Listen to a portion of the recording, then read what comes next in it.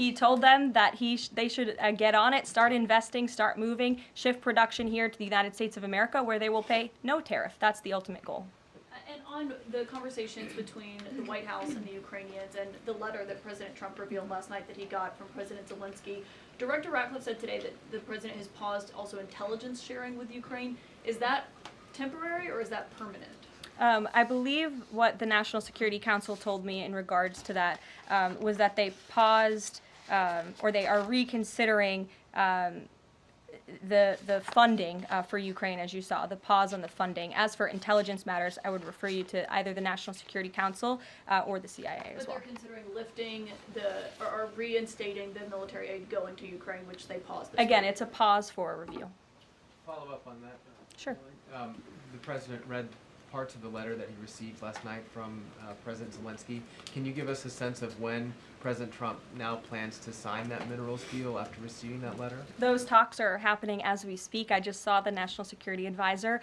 He's working very hard on it. I believe he was going into the Oval Office to give the president an update on where this stands. But again, the president is committed to a peace deal. He wants to see this war end. And I think that President Zelensky's message, which he also shared on X as well, is a positive sign in the right direction. The president also said that the United States was reclaiming the Panama Canal.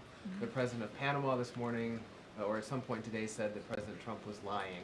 Wanted to get your response to that, and also curious if the president had a reason for not specifically mentioning BlackRock last night when he was praising the company that is buying canals or ports around the Panama Canal. Yeah, I'm not sure if Panama has seen what's going on with their own canal, but as you just mentioned, BlackRock is now interested in investing and taking over the two ends of the port, which is very important because the president was very vocal several weeks ago about the need to ensure that China is not controlling the Panama Canal.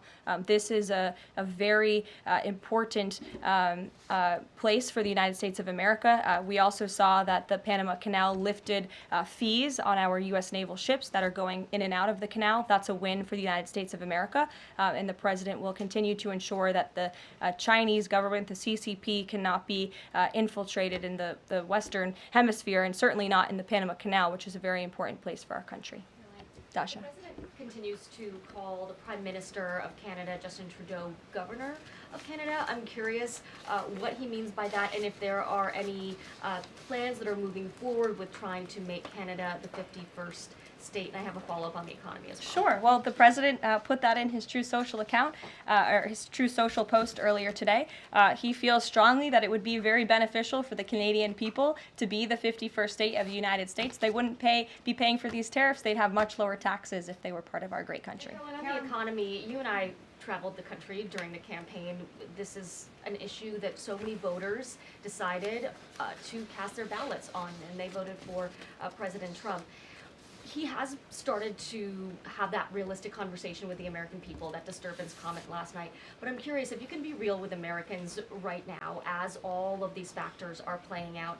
Are things potentially going to get worse before they get better? Look, I've now been asked and answered this same question, just given to me in different verbiage, of 3 different times, and I will answer it again in an effort of transparency to the American people, because this is an important issue, and the American people, this president understands that it is. And again, that's why in his joint address to Congress last night, he addressed this issue with a realistic and honest approach. He talked about what this administration is doing to unleash American energy and to make America affordable again, and this administration is wholeheartedly committed to doing it. And I would remind the American public that the first-term record of this president speaks volumes. That's why they reelected him, because they know that he can fix our broken economy, and it's very, very broken from the previous administration. Stephen. Thank you, Karoline. I've got 2 questions, one on press access, the other on fentanyl and tariffs. Sure. On press access, your predecessor, Karine Jean-Pierre, who presided over many novel press access restrictions, criticized the recent changes to the press pool made by your office. She said in an interview, quote, "What we're looking at is what North Korea is doing." What's your response to that, and can you say anything to allay concerns that unfavorable coverage will be punished in this new press pool system? I think that's the same individual who said from this podium numerous times that the commander-in-chief was mentally and physically up for the job, which we knew was a lie. Many people in this room knew it was a lie. Many of you were admonished for asking questions about that truth. So when it comes to truth and transparency, this administration, this White House is setting the example. This president is taking far more questions than his predecessor, Joe Biden, did on a daily basis, and that will continue. And on fentanyl and tariffs, fentanyl produced largely in China has killed 334,000 Americans over 5 years. According to CDC data, that's about 1 in every 1,000 Americans. President Trump has cited this for applying new tariffs to Canada, Mexico, and China. But in addition to China's talk about being ready for any kind of war, they said yesterday, the foreign ministry said that, quote, the fentanyl issue is a flimsy excuse to raise U.S. tariffs, and, quote, the U.S., not anyone else, is responsible for the fentanyl crisis. So what's the response to China that the talk of fentanyl is just an excuse for tariffs, and what does that say about the resolution? Well, of course, the country that is getting very rich off of distributing this deadly poison to American citizens is going to say that.